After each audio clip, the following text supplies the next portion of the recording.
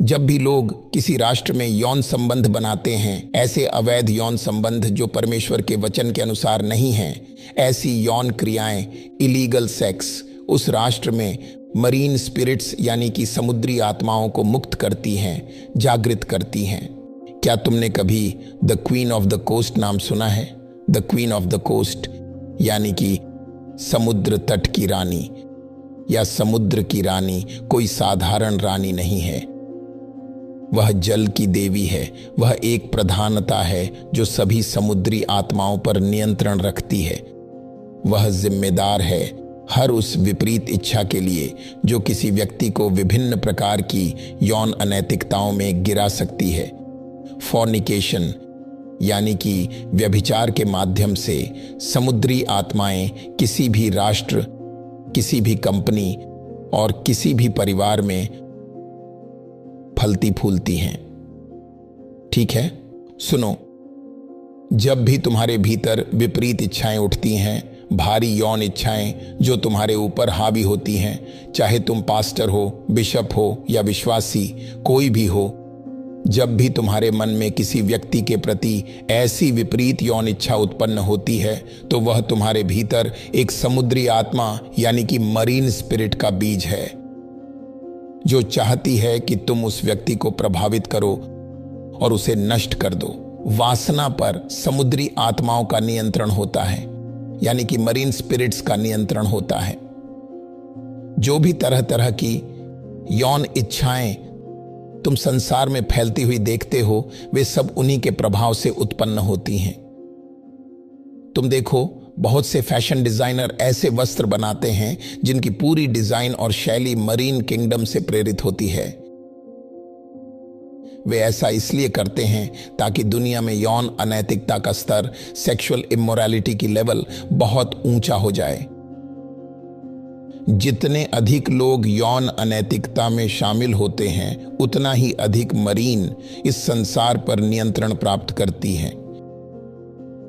हर एक अनैतिक कार्य मरीन के प्रभाव को और अधिकार को राष्ट्रों पर बढ़ा देता है। मुझे नहीं पता कि कल रात केप टाउन अफ्रीका में कितने लोगों ने विवाह के बाहर यौन संबंध बनाए। जब भी लोग किसी राष्ट्र में यौन संबंध बनाते हैं, ऐसे इल्लीगल यौन संबंध जो परमेश्वर के वचन के अनुसार नहीं हैं, ऐसी यौन क्रियाएं उस राष्ट्र में मरीन स्पिरिट्स को जागृत करती हैं, मुक्त करती हैं। क्या तुम मेरे साथ हो? हां, बिल्कुल ऐसा ही है। मरीन स्पिरिट्स यानी कि समुद्री आत्माएं रहस्यमयी होती हैं, अत्यंत रहस्यमयी होती हैं, और वे शैतान के राज्य की सबसे शक्तिशाली आत्माएं मानी जाती हैं। लेट मी से दिस, शैतान के राज्य में जो सबसे शक्तिशाली दुष्ट आत्माएं हैं, वे समुद्री आत्माएं हैं। कौन?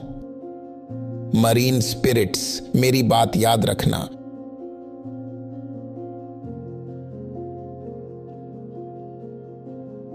वे सचमुच सबसे शक्तिशाली होती है।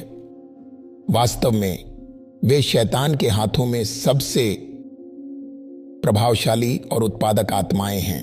दरअसल वे शैतान की सेनाओं की सेनापति यानी कि जनरल्स हैं। वे सबसे उच्च पद वाली दुष्ट आत्माएं हैं। क्या तुम जानते हो क्यों? क्योंकि उनका प्रभाव कलीसिया और संसार दोनों में अत्यंत गहरा और प्रभावी है। इतनी शक्तिशाली होती है ये।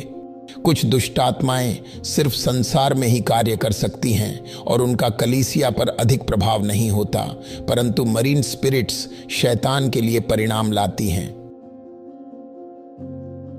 देखो उन सभी पास्टर्स को जो गिरे, उनका पतन मरीन स्पिरिट से जुड़ा था। या तो वह पास्टर ने किसी स्त्री के साथ संबंध बनाया। देखो वे सभी जोशीले वर्शिप लीडर्स जो गिरे, दुनिया में कहीं भी हो, उनका संबंध मरीन से था। यौन संबंध, प्रलोभन।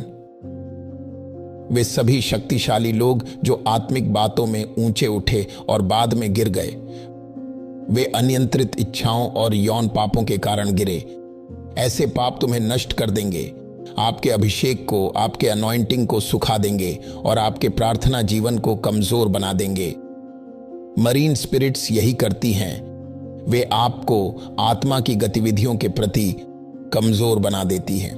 उदाहरण के लिए, जब आप व्यभिचार या पस्त्रीगमन में पड़ जाते हो तो आपके भीतर की प्रार्थना की आग बुझने लगती है।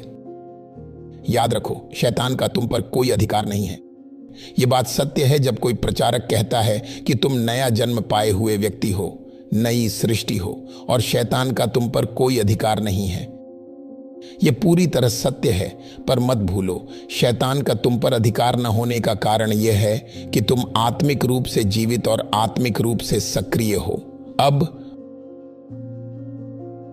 वह केवल एक ही तरीके से तुम पर प्रभाव डाल सकता है, अगर वह तुम्हें ऐसे कार्यों में ले आए जो तुम्हारी आत्मिक गतिविधियों और आत्मिक स्थिति को कमजोर कर दें। जब वह इसमें सफल होता है तो वह तुम्हारे विश्वास को कमजोर कर देता है, तुम्हारे प्रार्थना जीवन को निर्बल बना देता है और तुम्हारे परमेश्वर से संबंध को धीमा और कमजोर कर देता है। समय के साथ धीरे धीरे वह तुम्हारे जीवन में पीड़ा और बाधाएं लाने लगता है। अगर तुम अश्लील वीडियोस यानी कि पोर्नोग्राफी देखते हो, रात में छिपकर उसे देखते हो, जब तुम अपने आप को पोर्नोग्राफी के लिए खोल देते हो, तो जानते हो तुम क्या कर रहे हो? तुम मरीन के साथ वाचा बांध रहे हो। तुम अपने मन के द्वार को मरीन स्पिरिट के लिए खोल रहे हो। तुम्हारी कल्पनाएं भ्रमित हो जाएंगी और वासना की आत्मा, स्पिरिट ऑफ लस्ट, धीरे धीरे तुम्हारे भीतर घुसकर तुम्हारे मन पर अधिकार करने लगेगी और उससे मुक्त होना पूरी जिंदगी का संघर्ष बन सकता है। मरीन स्पिरिट्स रहस्यमयी होती हैं और शैतान के राज्य में सबसे शक्तिशाली आत्माएं मानी जाती हैं। वे कहीं भी, किसी स्थान, सभा या यहां तक कि कलीसिया में भी प्रवेश कर सकती हैं। यही उनकी शक्ति का प्रमाण है। वे ज्यादातर कुत्ते की गतिविधियों के पीछे होती हैं। समझ रहे हो मैं कुत्ता क्यों कह रहा हूं? Sexual pollution. वे अधिकतर सेक्सुअल पोल्यूशन यानी कि यौन अशुद्धता की क्रियाएं के पीछे होती हैं। वे शैतान की वफादार सेविकाएं हैं और उनकी सारी गतिविधियां व चालबाजियां क्वीन ऑफ द कोस्ट द्वारा नियंत्रित की जाती हैं।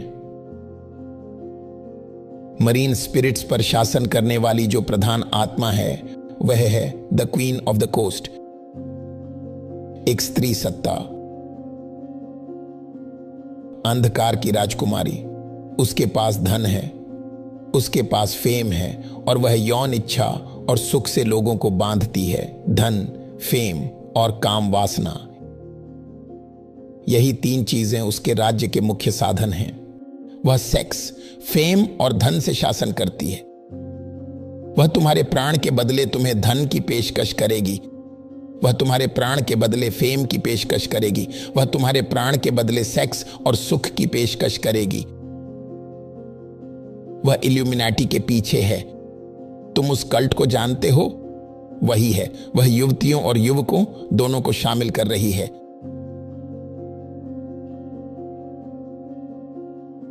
वही है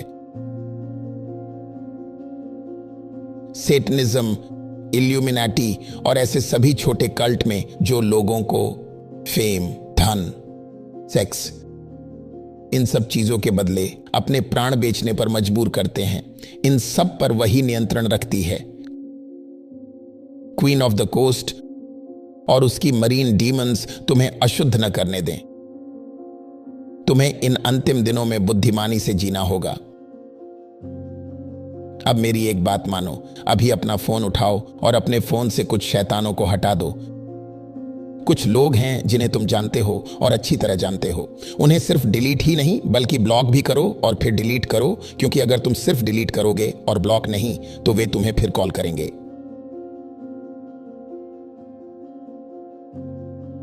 अब सुनो, पहला डिलीवरेंस दुष्ट आत्मा को निकाल देना नहीं है, क्योंकि मैं उसे अभी निकाल भी दूं तो जैसे ही तुम बाहर जाओगे शैतान उसी औरत या आदमी में कूद जाएगा जो तुम्हें चर्च से बाहर निकलते ही कॉल करेगा। कुछ रिश्ते ऐसे हैं जिन्हें तुम्हें अभी खत्म करना होगा। नाउ, अगर तुम सच में स्वतंत्र होना चाहते हो तो तुम्हें प्रैक्टिकल बनना होगा। मैं अपनी अभिषेक को ऐसे ही गंवाना नहीं चाहता। अपने कॉन्टैक्ट्स में जाओ, इन दुष्ट लोगों को ब्लॉक करो और उनके कॉन्टैक्ट्स डिलीट कर दो। Can I tell you something? एक समय आएगा, आना ही होगा, जब तुम्हें अपने आप को शुद्ध करना पड़ेगा।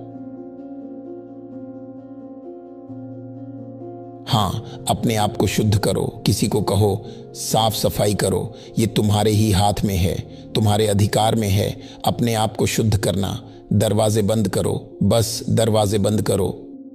मुझे परवाह नहीं कि वे क्या महसूस करते हैं, क्या सोचते हैं या कितने गुस्से में हैं। दरवाजा बंद करो, दरवाजा बंद करो।